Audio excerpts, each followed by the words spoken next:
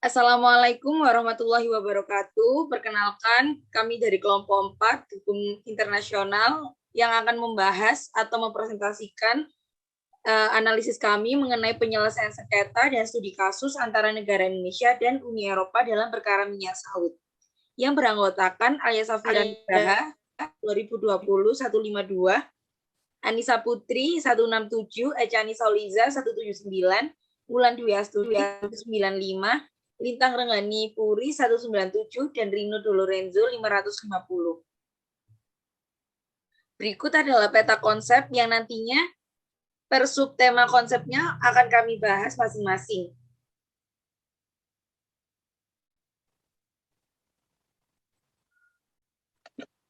Pendahuluan.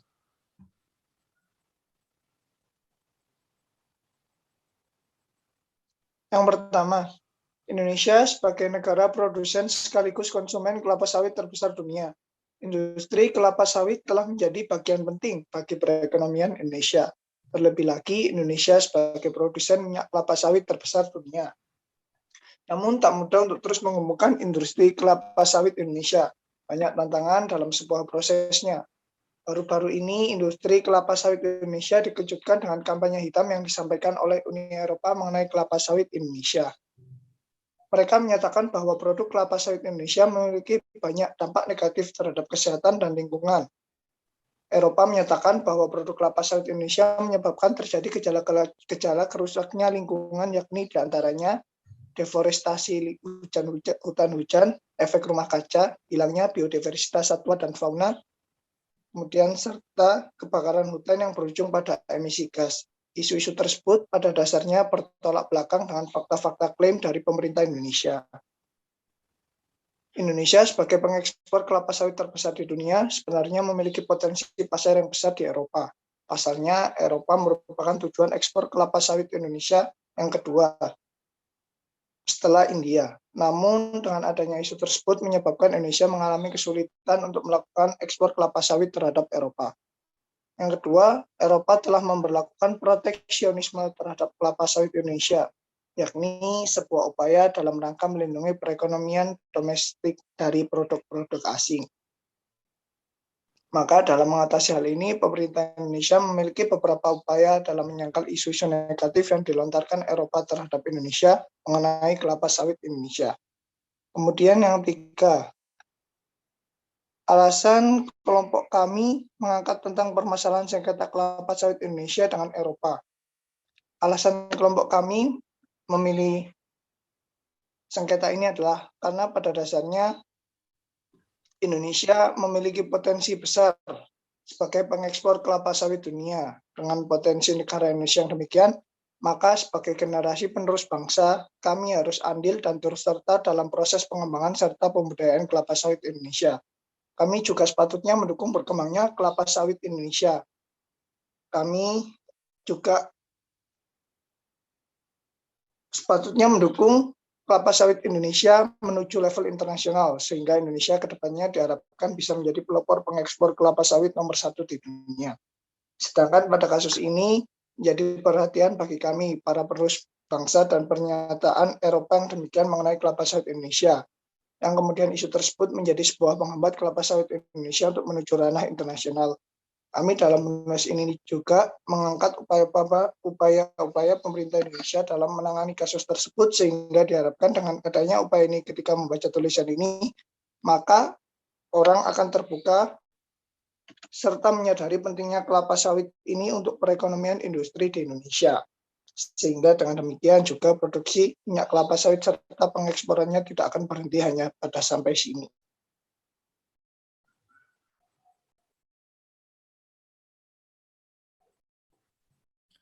Gambaran umum sengketa antara Indonesia dengan Uni Eropa mengenai minyak sawit.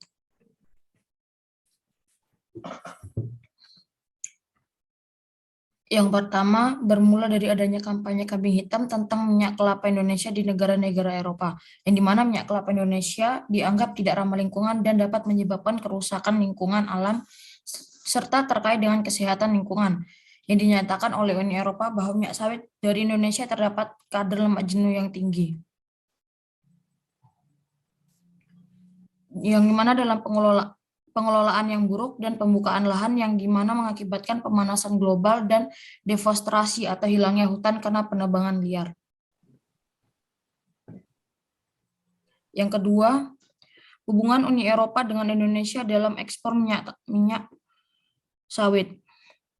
Dalam 5 tahun terakhir, perdagangan antara kedua pihak meningkat sebesar 8,5% per tahun. Selama tahun 2013, total perdagangan antara Indonesia dan Uni Eropa mencapai 31,8 miliar atau turun sebesar 0,9% dari 32,1 miliar pada tahun 2012. Ekspor Indonesia ke Uni Eropa pada tahun 2013 mencapai 18,1 miliar atau mencapai 0,6% dibanding tahun 2012 dengan angka 18 miliar. Komoditas ekspor utama didominasi oleh produk-produk pertanian, terutama kelapa sawit dan turunannya. Uni Eropa dengan 28 negara merupakan pasar terbesar kedua ekspor minyak kelapa sawit Indonesia. Pada tahun 2013, ekspor minyak kelapa sawit Indonesia ke Uni Eropa mencapai 3.730 per metrik ton, senilai dengan 2,85 miliar, yang dimana kebutuhan Eropa akan minyak sawit memang cukup besar. Eropa membutuhkan sekitar 6 juta ton minyak sawit per tahunnya, sedangkan Indonesia hanya mampu mengekspor sebanyak 2,5 juta ton saja.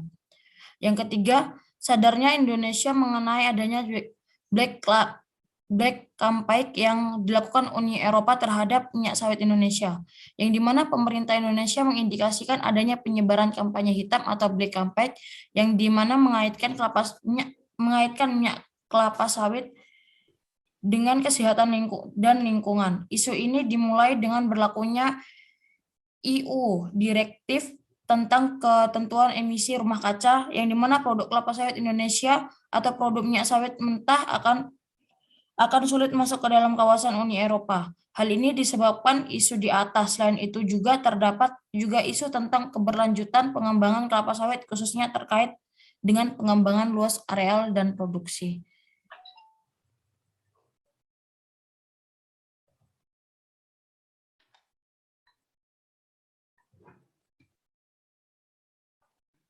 Kajian teori mengenai sengketa antara Indonesia dengan Uni Eropa mengenai minyak sawit. Next.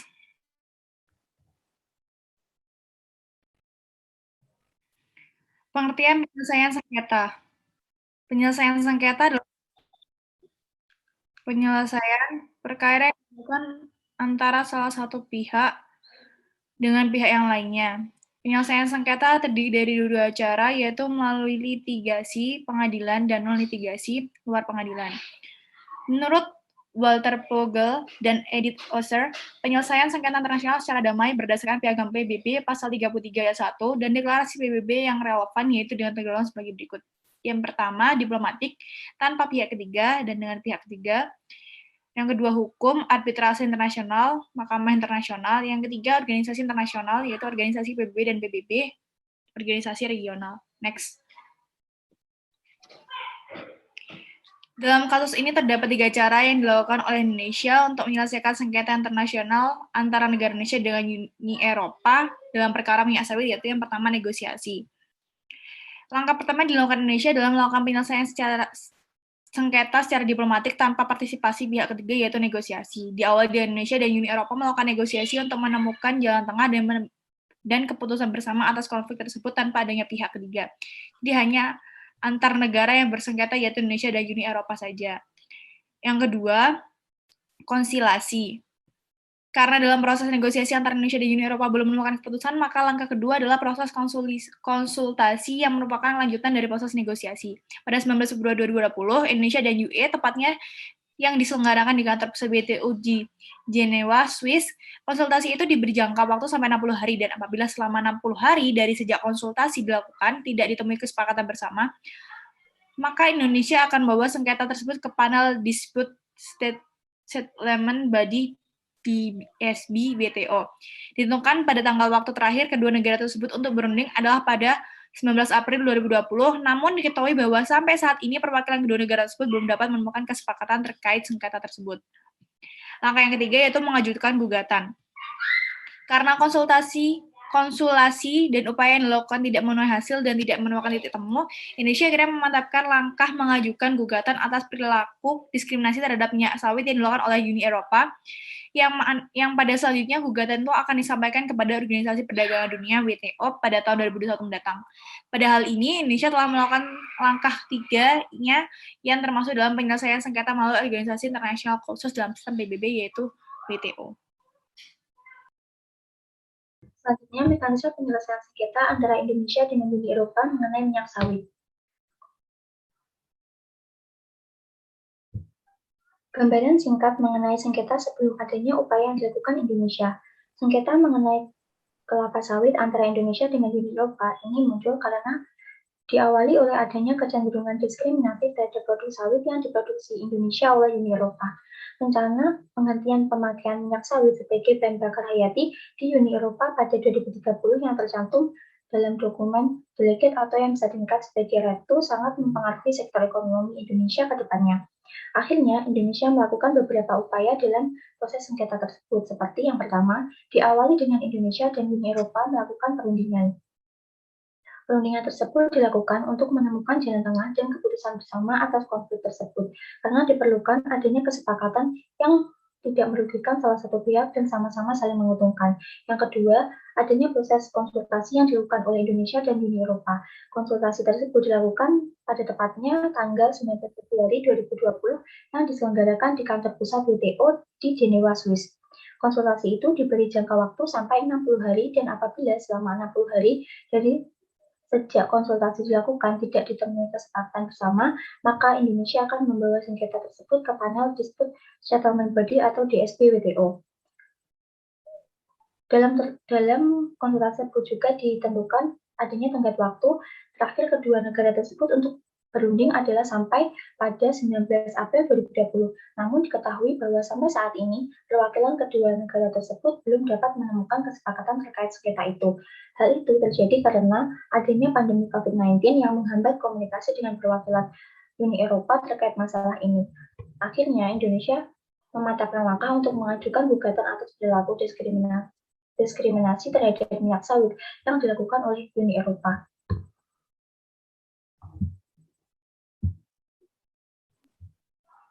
Selanjutnya, kesepakatan dan problematika yang dihadapi mengenai sengketa antara Indonesia dan Uni Eropa mengenai minyak sawit.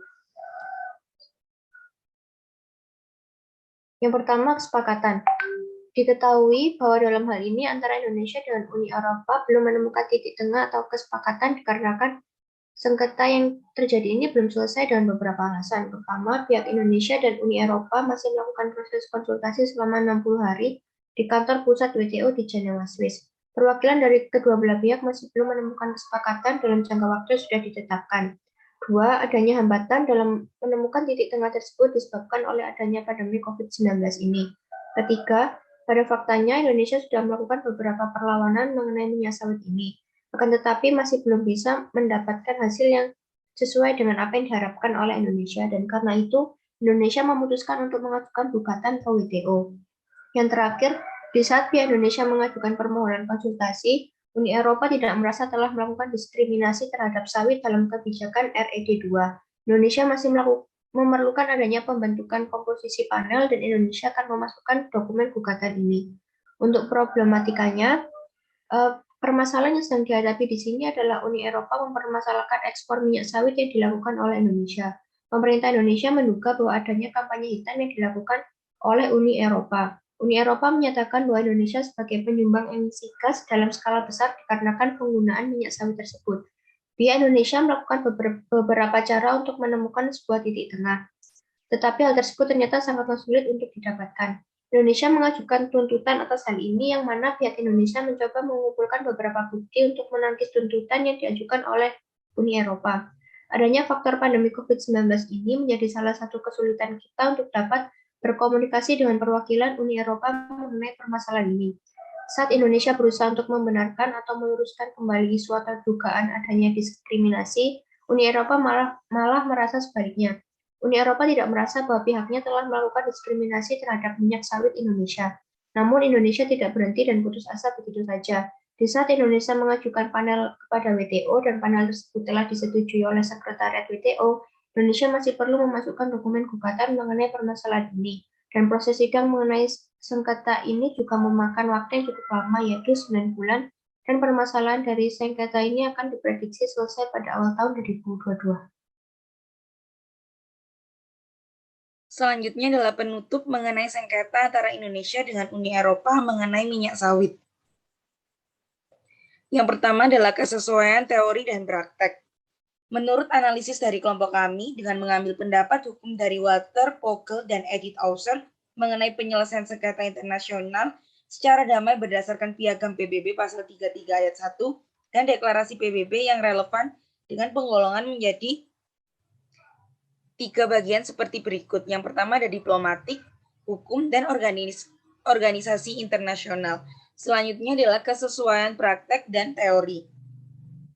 Yang pertama, pada prakteknya, langkah awal yang dilakukan Indonesia untuk menyelesaikan sengketa ini yaitu dengan cara negosiasi.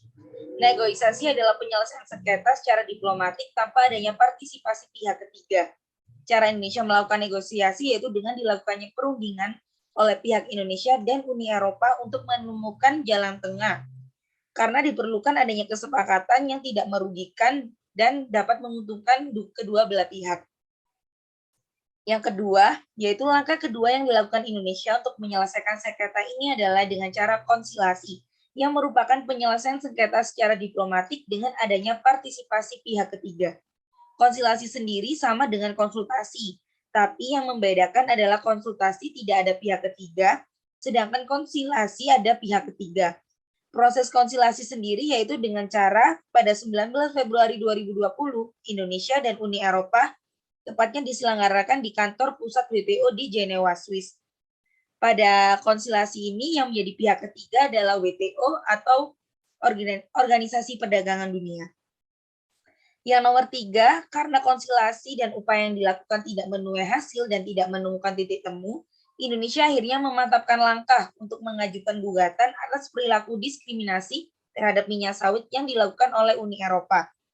Yang selanjutnya gugatan itu akan disampaikan kepada WTO pada awal 2021. Pada hal ini Indonesia telah melakukan langkah ketiganya yang termasuk dalam penyelesaian sengketa melalui organisasi internasional khusus dalam sistem PBB yaitu WTO. Selanjutnya adalah saran.